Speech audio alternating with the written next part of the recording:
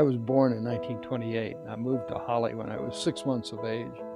And I was a young kid, in the middle of the Depression.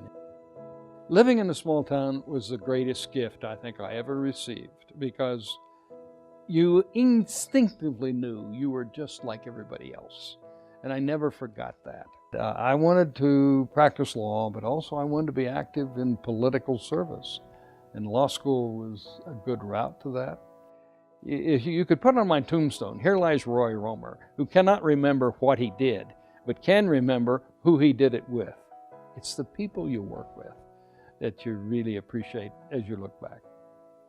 His leadership style is something that I've always been attracted to. I've seen him as a great role model. He's a great speaker, has a passion for public service. He can connect up to people in a way that makes him, I think, one of the most extraordinary leaders in the United States. And I've worked with a lot of them, presidents and vice presidents and senators and governors. Roy Romer stands above everybody that I know. Governor Romer, if he had retired after his term of governor was done, would have had an extraordinary career in public service. But he is someone who relishes a challenge. So he went on to be superintendent of Los Angeles Public Schools, which is a massive job, did by all accounts a great job there, and now went to Washington to work on issues of education, which may be the most existential challenge of our time in terms of public policy.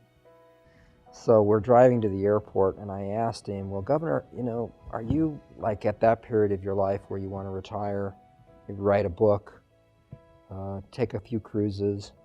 And he said, I'm not a take a cruise kind of guy.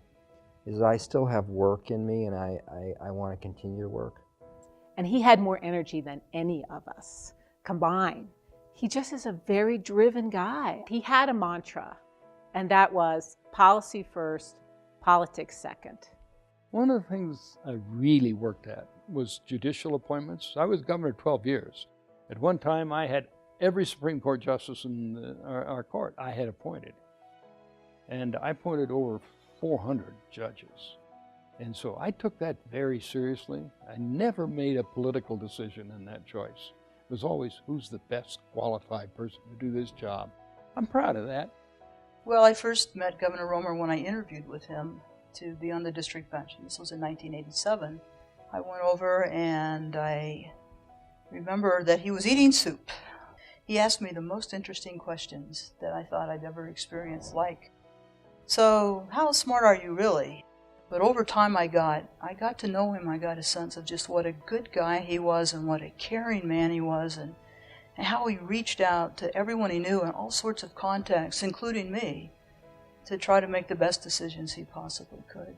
I'm a big fan of Teddy Roosevelt. Never got a chance to meet Teddy Roosevelt, but I often think that Roy Romer was the closest I ever got to meeting Teddy Roosevelt.